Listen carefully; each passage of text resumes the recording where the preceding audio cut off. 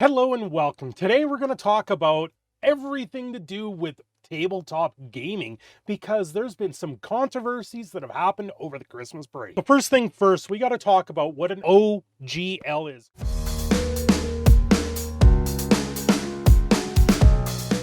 Which is an open gaming license. This is something that came up from Wizards of the Coast, mostly to do with Dungeons and Dragons. The open gaming license is a public copyright license by Wizards of the Coast that may be used for tabletop role-playing games. Basically what this is it allows other content creators to create more derivative works from D&D, namely the D20 system that is out there. It spawned things like Pathfinder and has continued to go forward. I believe one of the first ones was Rifts that used the D20 system originally, and now it's being used in D&D, and it has gone through that because Wizards of the Coast put it out there as a copyright for a public license for everyone to use. And there has been some changes that has come out from this with Dungeons and Dragons and Wizards of the Coast.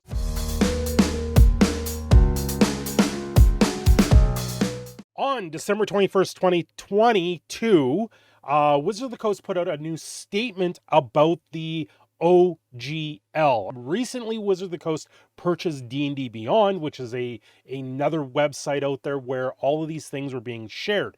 Now, what does it include? Yes, first we designed one D&D with 5th edition backwards compatibility, yada, yada, yada. You buy one edition of D&D now, you can continue going through. From 2nd edition to 3rd edition was the big jump between the two. 2nd edition still used THAC0, which is to hit armor class 0, where 3rd edition was the introduction of the D20 system, which kind of streamlined it and made it a lot easier for people to understand. The OLG terms change. Yes, we will release version 1.1 of the OLG in early 2023. The OLG needs an update to ensure it keeps doing what it's doing, allowing D&D community independent creators to build and play and grow the game they love without allowing things like third parties to mint D&D NFTs, non-fungible tokens. NFTs are a scourge on everything right now, and large businesses to exploit our intellectual property. Now, this is kind of targeting people like Critical Role, and I believe another one here might be Troll Lord Games, and we're going to get into that because that has created its own sort of controversy. First, we're making sure the OLG 1.1 is clear, what it covers, that it comes under the Wizards of the Coast fan content policy, which is kind of strange because they're talking about monetary value, and the Wizards of the Coast fan content policy means that things need to stay free. And recently we had where they did a cease and desist against someone making proxy cards through an online website.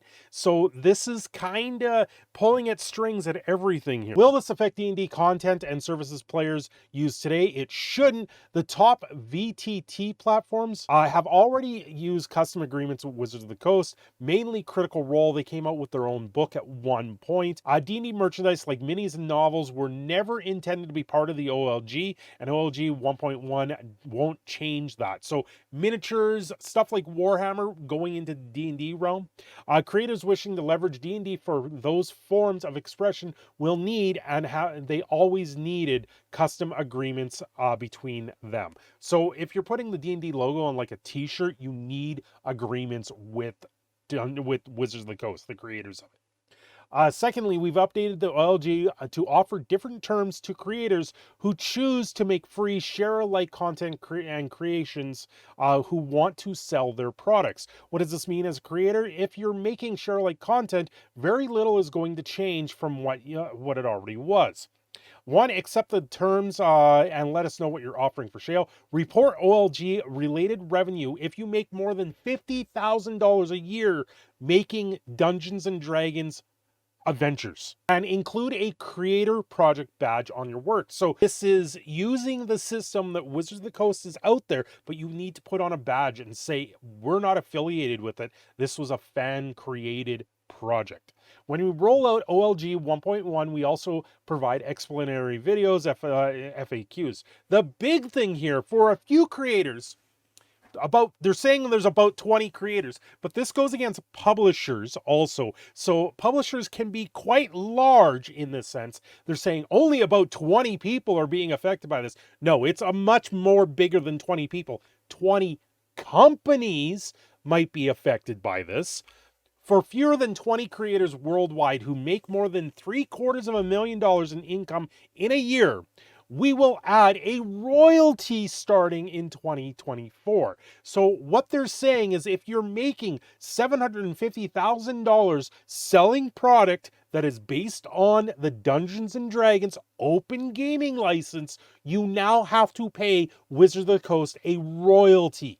Nintendo tried to do this against streamers a long time ago, and there was a big uproar about it. So even the creators making significant money selling D&D supplements and games, no royalties will be due in 2023, and revenue below $750,000 in future years will be royalty free. So there's a few things here. If you are making more than $50,000 selling D&D style adventures, you now have to submit to Wizards of the Coast your financials.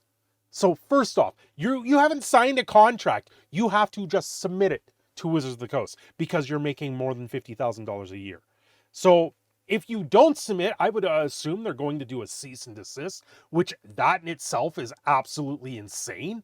If you're making $50,000 doing this, congratulations, you're doing extremely well. Bottom line, the OLG is not going away. You will still be able to create D&D content as long as you tell Wizards how much you're making with it.